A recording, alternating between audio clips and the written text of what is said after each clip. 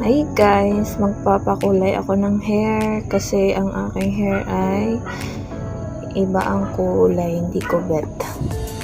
Kaya ganito kasi guys yung aking kulay ng hair.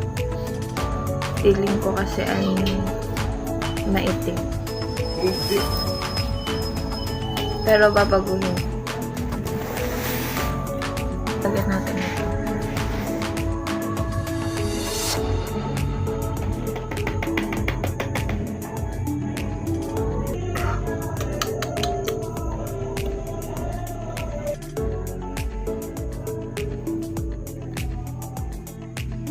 DIY ito guys. Kapag wala kayong may sarili na rin siyang lagay. Yan, meron